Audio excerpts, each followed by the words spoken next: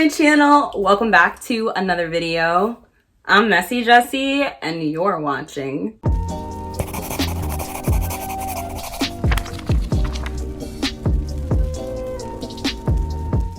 In this video, I'm going to be wrapping up the books that I read throughout the month of January. It is now March, so right on schedule. In the month of January, I read 24 books. But before we get into the nitty and the gritty, the delicious details of my bookish wrap up, because I have opinions, I want to give a big shout out to the sponsor of today's video, which is none other than Glasses USA. I am so excited to be working with Glasses USA. I have coveted their glasses for so long. And when they reached out to me, it was perfect timing because someone, oh look, and here she is right on schedule.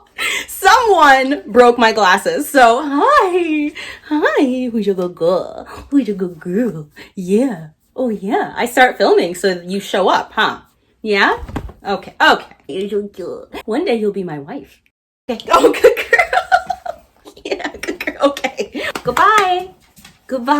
Thank you so much. Okay, I'm pretty sure I have a puppy smudge on my lenses now. Glasses USA makes shopping online for glasses quick, easy, and painless. They offer over 6,000 pairs of eyeglasses and sunglasses on their website, including coveted designer brands such as Gucci and Ray-Bans, as well as glasses that were designed by celebrities. For a long time, absolutely loved every single pair of the glasses that Hilary Duff has come out with, and those are sold on glassesusa.com. Their frames are literally stunning. However, if that's not your jam, they offer tons of glasses that are not designer. So if your tastes are a little bit more down to earth, if you are on a budget, shopping on Glasses USA is still going to be accessible and exciting for you. They offer not only prescription glasses, but also blue light glasses, children's glasses, and literally every type of design, style, and color one can imagine. With nearly every one of the pairs on their website, you can add your personalized prescription to them, including these sunglasses, which is a game changer. But I am a cautious, attentive shopper, so one of my favorite things about Glasses USA is that they are a risk-free service. They offer a 100% no questions asked money back guarantee, and they also have a virtual try-on function. You can upload a photo of yourself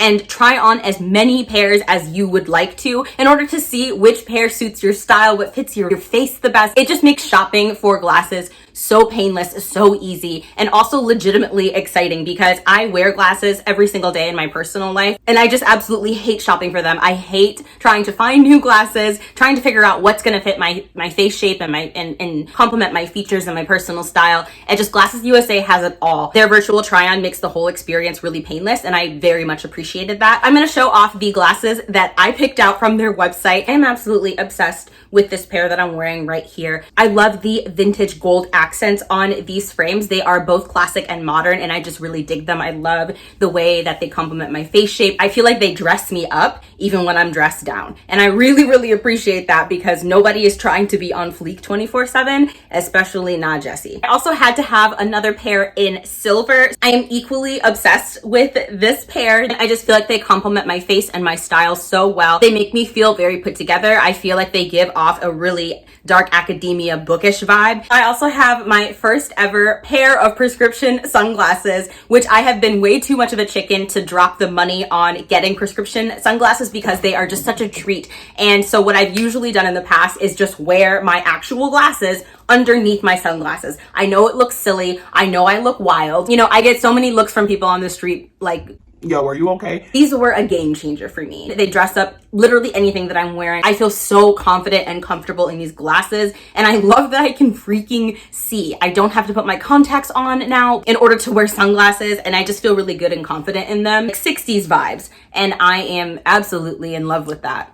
I'm gonna leave the names of the glasses in the description box down below in case you're interested in the specific pairs that I got. Full disclosure, I do receive 10% commission off of any of your Glasses USA purchases. You are going to see me rocking these glasses all day, every day because I'm absolutely obsessed with them. So thank you again to Glasses USA for sponsoring this video. Now for my January wrap up. In the month of January, I read 24 books. Normally I give stats in my wrap-ups, but I'm not going to give my reading stats in this video just because I'm trying to get it up as soon as possible. I will share my stats like at a later date. Maybe by the time that this goes up, I'll put them in the description box in case you're curious. I just feel so bad about how long it took me to get this video up, and I shouldn't, because y'all know that if you've been following my channel for the last few months, y'all know that January, December were very, very rough months for myself and my family, which is why I'm still behind on a lot of content. That's why you still haven't seen my most disappointing reads of 2020, my favorite reads of 2020, my 2020 reading stats video, why you haven't seen my like end of the year reading wrap-ups videos from me.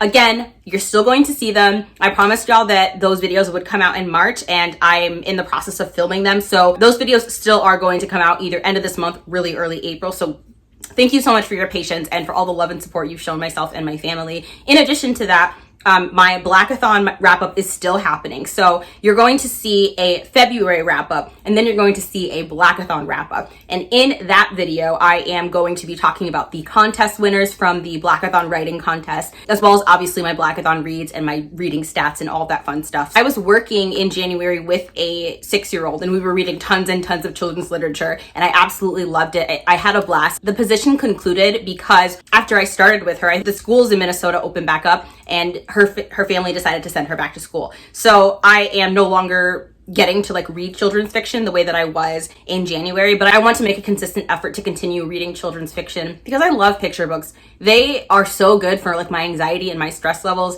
I never talk about my love for children's literature on this channel because I just focus on adult and young adult literature here. I actually have a bookshelf dedicated to children's literature. I love picture books. I collect them just the way that I collect my adult books. The reason that I was able to read 24 books in January is because 18 of those books were children's literature, and then the other 6 of those books were young adult and adult literature. I don't care what anybody says, and I'm going to make a video on this very soon. I just want to get the other videos that y'all have been waiting for up before. Children's literature counts as reading. Picture books counts as reading, and I have a discussion video planned that it's going to go up hopefully sometime in April. So that being said, I'm still not going to review every single one of those books. I'm not going to review any of the children's literature. What I am going to do is leave a list of all of the books that I read in January down below, including the children's literature, and I'm going to leave stars, asterisks by the books that the children's books that I'm planning on buying and that I recommend y'all read. I definitely read some new favorites in January specifically for Kidlit, and I'm going to leave those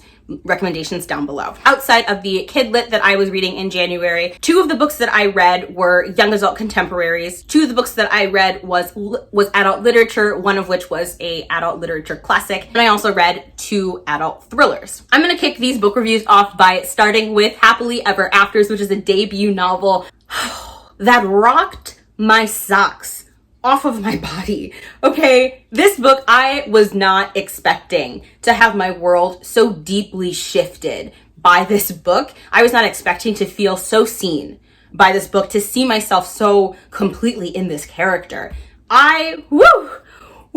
This experience, it meant a lot to me. I made a few posts on Twitter tagging the author, just like gushing about this book because it really is everything. And I don't care about anybody else's other reviews. Okay, I haven't seen anybody gush about this book the way that I'm about to, and as far as I'm concerned, my review of this book is the only one that matters. No, I'm kidding. I understand this wasn't a 5-star read for everybody, but I just feel like I have a very specific appreciation for many components of this book that I've seen people gloss over in their reviews. And so I'm going to try my best to explain why this book is so precious, why it was so flawlessly executed, and why it is a 5-star read. I don't care what anybody says, this is a 5-star read, okay? In Happily Ever Afters, we are following a 16-year-old biracial black and white girl named Tessa Johnson, who has recently moved to California with her family. Tessa is an avid writer and reader, and she aspires to be a romance novelist. She writes romance novels. She loves all things happy ever after. In the stories that she writes, she gets to be the leading lady that she never gets to see. In the stories that she writes, she gets to center herself in ways that society seems hell-bent to discourage her from doing. So her writing is very much an act of resistance. When Tessa is accepted into a prestigious school's writing program, she is riddled with anxiety and feelings that she is not good enough. that the types of narratives that she tells as a romance writer are not as valid. These anxieties trigger a deep writing slump where Tessa is unable to put a single word on the page. Her best friend, Caroline, attempts to help her overcome her writer's block by devising a plan to turn Tessa's life into a Hollywood romantic comedy. So essentially Tessa has this list, this bullet point list of all of these very cheesy classical rom-com tropes that she has to turn her life into in order to get her writing groove back. This pushes Tessa into developing a romance with the school's it boy, a boy who has it all, a boy who was born into privilege. He is white and well-liked and popular and classically attractive and all of the things that Tessa herself is not. But the more involved Tessa gets with this boy and also with her scheme, she finds that she's losing more and more of herself. It is one of 2 books that has a love triangle that I actually enjoyed and stand and root for. The love triangle in this book I thought was incredibly organic and natural. It is actually representative of the divide, the internal conflict, the internal divide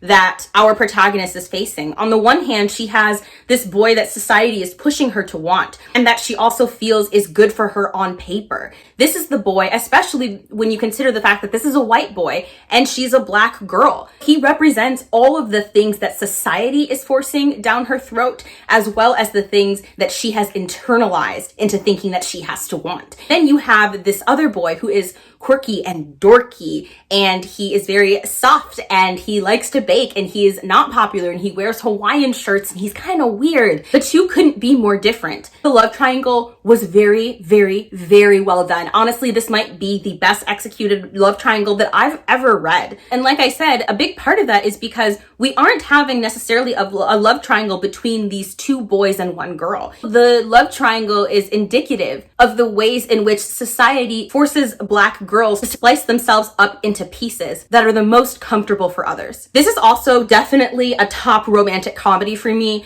I just thought that the book carried itself like a movie. It had so much heart and soul and pizzazz, and it was vibrant. It was brilliant. I loved every page. I loved every part of this journey. I also read on Goodreads that this might be a series, that this is the first in a series, which is fantastic because this book wrapped up perfectly. It felt so complete, but also, yes, I want more. I will take more. I cannot wait for more. I'm begging for an adaptation of this book. Tessa herself is the awkward, anxious, messy, morally gray black girl that I crave and ache for in young adult literature. She definitely makes decisions in this book that are not good. They're not healthy. They are harmful to the people around her. So they are definitely morally conflicted. And I love that we had a black girl who was allowed to make those choices, who was allowed to make mistakes and she was forced to be accountable for those mistakes. She was forced throughout the course of the novel to think critically and re-examine why she made the choices that she made, while also was given room to accept those choices so that she could move on. She was given room to accept her own toxicity and realize that it had to change. I am simply not interested in perfect idealized protagonists. I want to see protagonists make mistakes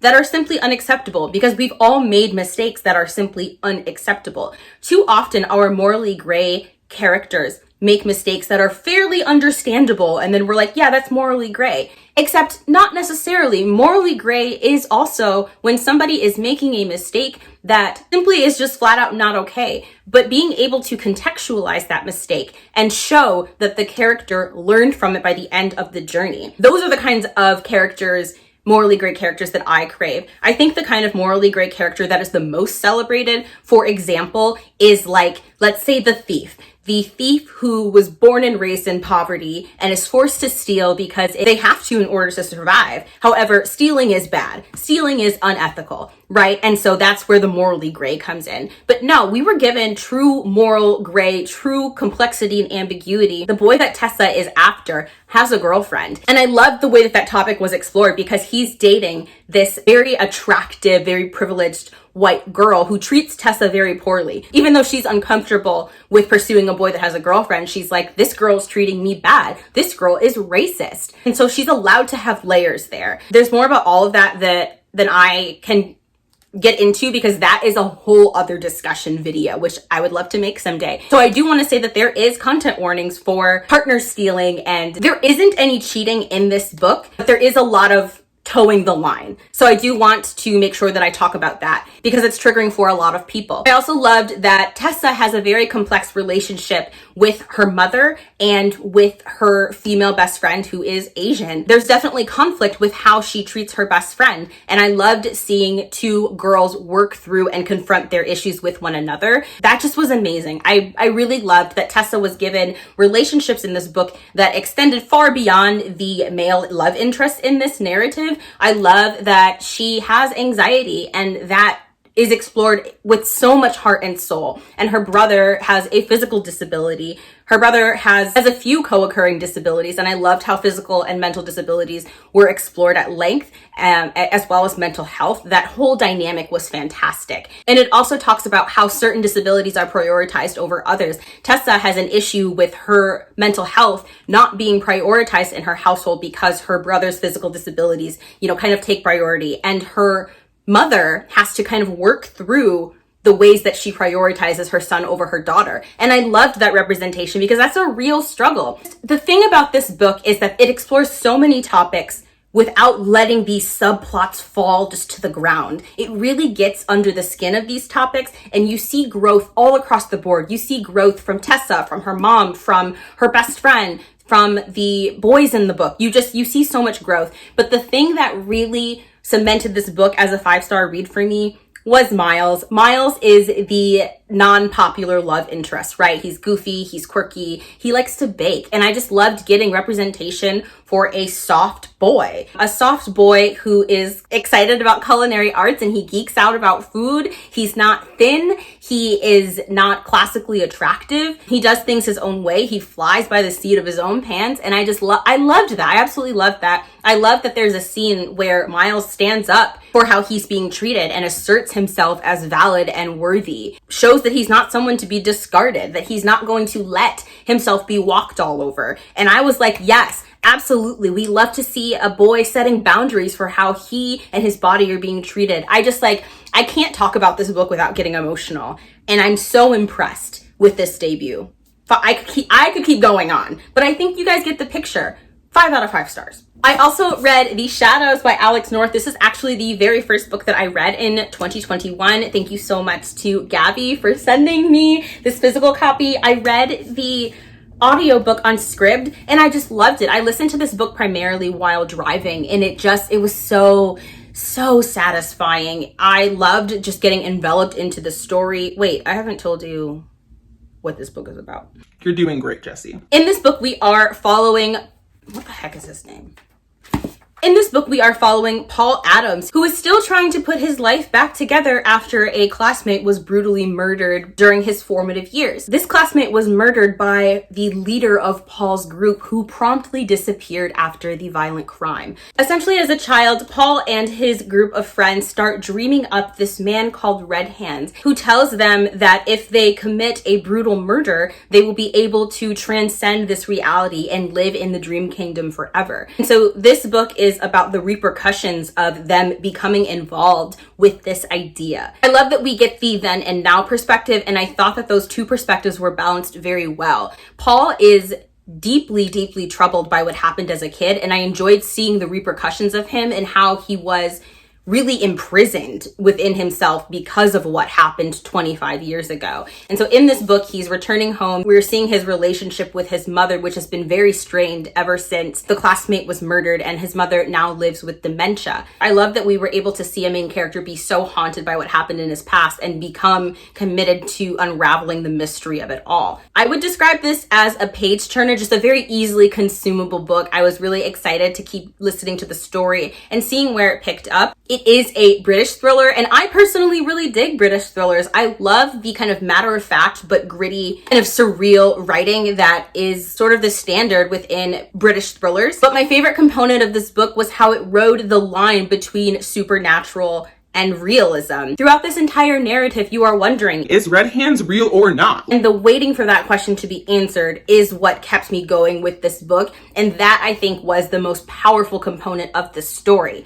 The downside is that the answer was not fulfilling to me. And it's not even just that it wasn't fulfilling because it wasn't what I personally wanted. Just because a book doesn't end the way that I wanted it to does not at all impact my rating of it, especially because, like, I didn't write the book, so how can I be mad at an author for going in a direction that I personally wouldn't have chosen or personally wouldn't have liked to see? My issue was that the direction that the author went was just simply not compelling. The payoff was not satisfying. The answer to the mystery, I think, was so much weaker than the rest of the story itself. It is a book that I initially rated 4 stars, but now that it's been 2.5 months, I lowered my rating to 3 stars because so much of the story has really slipped away from me. It really hasn't stuck with me. And that's how I knew that it was a 3-star read. Moving on to a thriller that really, really stuck with me. oh my gosh. This book is close to my heart, and that book is Bird Box by Josh Malerman. This is my first Josh Malerman title,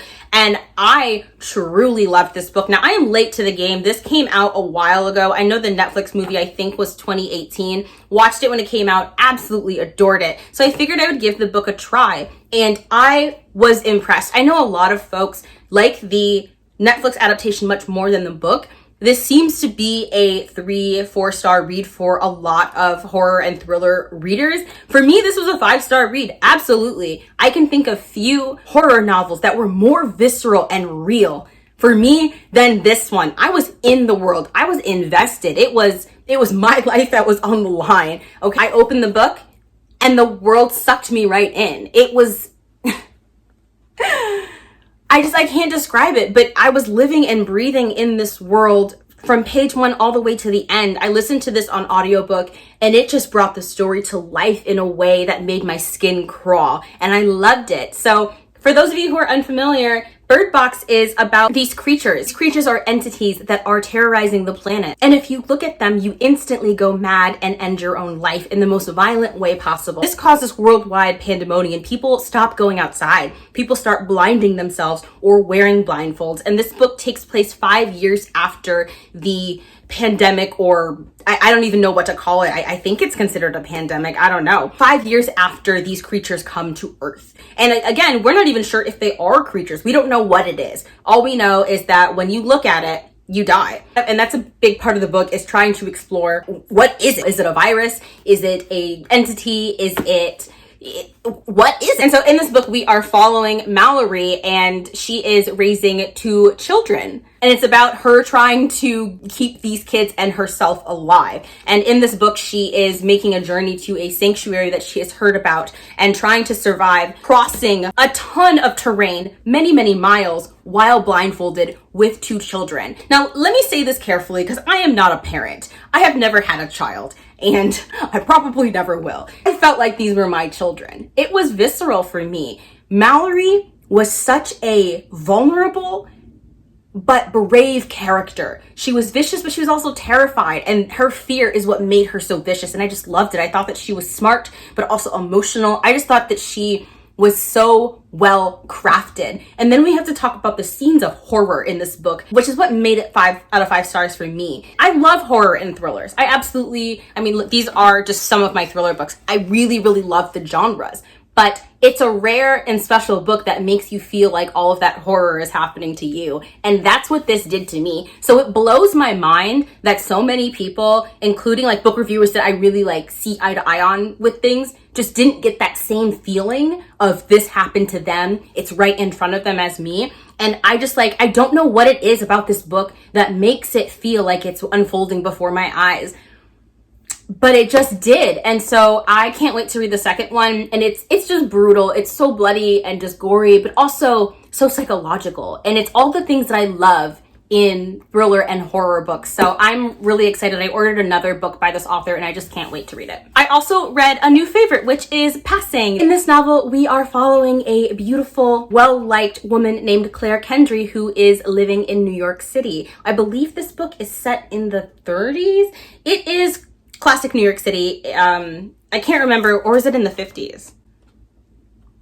Whatever, they old now. Claire is living an absolutely charmed life. She has a beautiful husband, a beautiful child. She is a Black woman of means, and she lives a very comfortable lifestyle. But the conflict for this book arises when her very charismatic, beautiful, haunting childhood best friend named Irene shows up on the scene again and turns her world upside down. Irene, just like Claire, is incredibly light-skinned, But the difference between the two is that Irene has made the decision to pass herself over as white. She now lives her life as a white woman, and she has married a very racist white man and has children with them. And this man has no idea of his wife's true identity. And so this book is a series of conversations about the idea of passing and what it means to be able to navigate the world in a body whose presentation is in the eye of the beholder. This is definitely a queer classic. The relationship between Claire and Irene, while there is no outright physical intimacy, is incredibly homoerotic, and it is very clear that Claire is deeply obsessed with Irene. And so this is very much a novel of obsession. It is a novel where we have a protagonist that is a very much unreliable narrator, and this is very clearly a woman living with mental illness. And so this is a book that isn't just about the idea of passing and what it means and exploring passing, but it is also a novel about what happens when a person has repressed queerness, when a person lives with mental illness that is untreated. It is such a phenomenal novel, and it explores these topics in very subtle ways, in very subversive ways, but in ways that are no less powerful and thought-provoking. So this is a tiny novel. It's a baby, okay?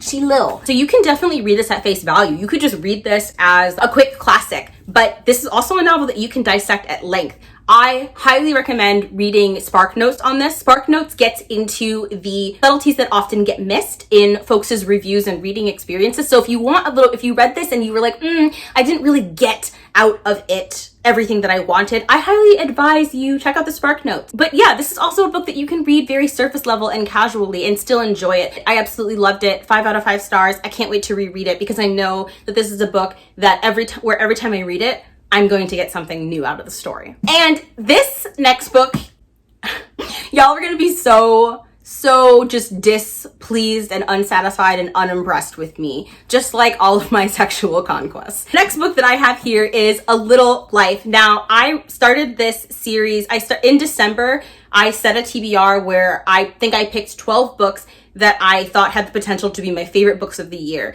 And this was one of those books. That video, that whole reading experience kind of fell apart because, again, I had a death in the family in December. So I decided that I wanted to tackle A Little Life, which is a very beloved and also hated, controversial, polarizing book that centers a group of friends in New York City throughout their lifespan. And these friends are all connected by their deeply emotionally tormented friend named Jude. He is a man that has a very, very dark past. He refuses to talk about it. He lives with very severe chronic pain and disability, but nobody knows exactly what happened to him. Now, this book has been criticized at great length for being trauma porn, for being queer trauma porn, for being trauma porn surrounding sexual violence. And so the reason why y'all are not going to be happy with me is because I know you guys wanted a really in-depth review from me on this book.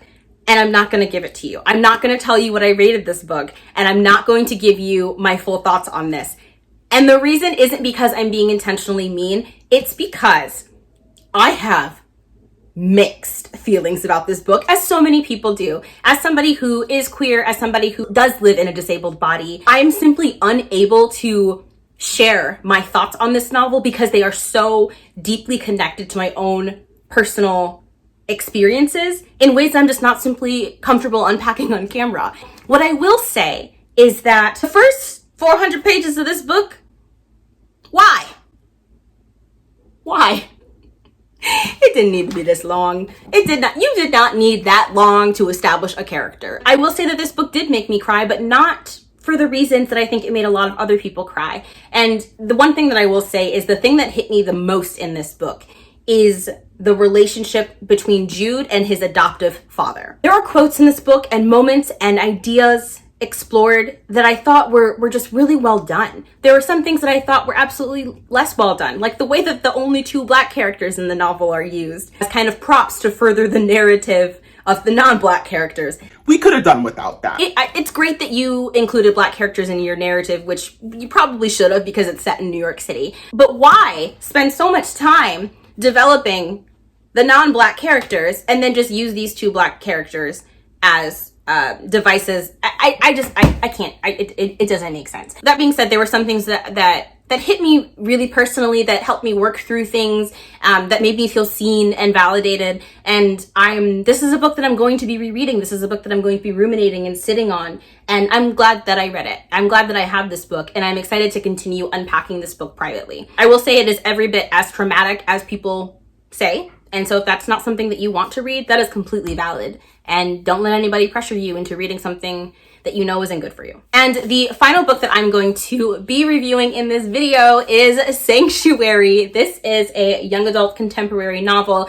It is described as a dystopian novel. It is set in the year 2032. So in this novel, we are following a young Colombian teenager named Vali who lives in a society where everybody is microchipped. Although she and her family are undocumented, they have been able to secure kind of these fraudulent microchips, and this book centers what happens when those chips are realized to be fraudulent and how this family has to flee and run for their lives in order to escape not only deportation, but also murder, execution, death. And so basically this is a novel about being undocumented and the realities of being undocumented in America. Now, the reason why I say it's a dystopian novel is because this novel is not a dystopian. I was talking with Tochi Onyebuchi, who wrote Riot Baby, War Girls. He's an incredible author, an incredible man. I absolutely love Tochi. And we were talking about Riot Baby, which is so frequently described as a dystopian, and it explores the same themes. It's about incarceration and Black people being microchipped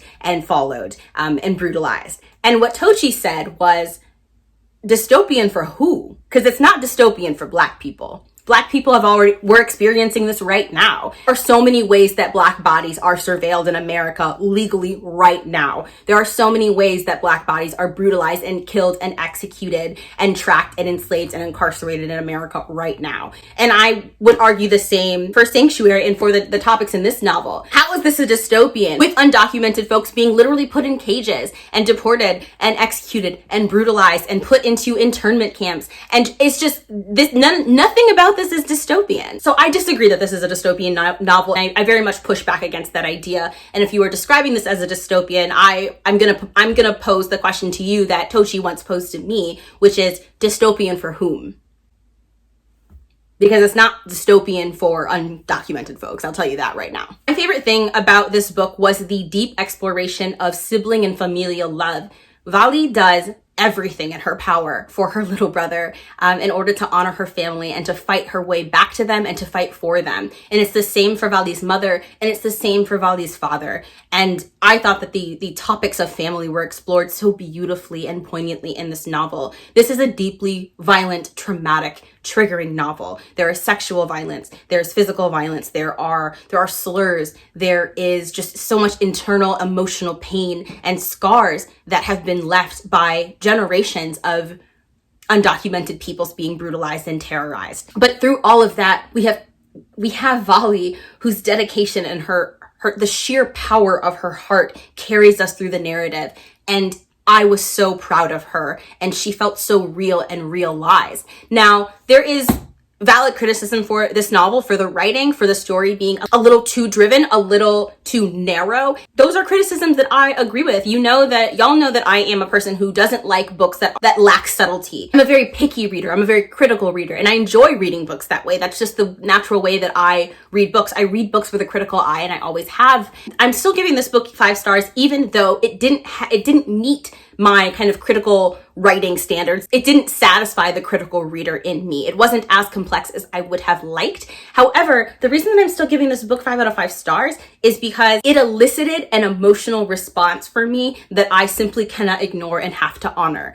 I was very emotionally invested in this book, and while it's not a book that I was wowed by in terms of the writing or even the exploration of these topics, but it is a book that really touched to the heart of me as a Mexican individual. I gave it 5 out of 5 stars, and I would recommend, but definitely look up trigger warnings at length. All right, that is gonna do it for this video. Thank you so much for watching this. I'm sorry that this video came so late. Also, big thank you to Glasses USA for sponsoring this video for me. Thank you so much for sending me these glasses. I love every single pair. If you'd like more content from me, you can follow me on my Instagram, which is bowtiesandbooks. You can also follow me on my non-binary book club on Instagram, which is NB Book Club on Insta. But all of my social media links will be in the description box below. And if you made it this far in the video, I would love it if you would comment by telling me if you have similar opinions or even differing opinions on any of these books that I've mentioned. If I've gotten you interested and geeked about any of these books. But I would also love if you would just leave a glasses emoji or the word glasses in the comment section just to show me that you made it this far in the video. And you can also do that if you don't have anything else to say, but you want to be like, yo, I was here, drop a glasses emoji in the comment section. Again, thank you so much for watching this video. I really appreciate it. I don't say this enough on my channel, but every time y'all click on one of my videos, whether you stay to the end or not, whether you only watch a video once a month, once every 2 months, whether you watch my videos consistently, whether you have hit that notification bell, I appreciate you. I see you. I value you. And you allow me to keep making content that I love. And I don't know, it just means a lot that I get to do this, that I get to read these books and talk to the internet about them. It's literally been my dream since childhood to get to talk to people about books. And it's just, I don't know, it's really cool. And I appreciate every one of you that is on this wild, wacky journey with me. All right, that's all I got. I'll see you later.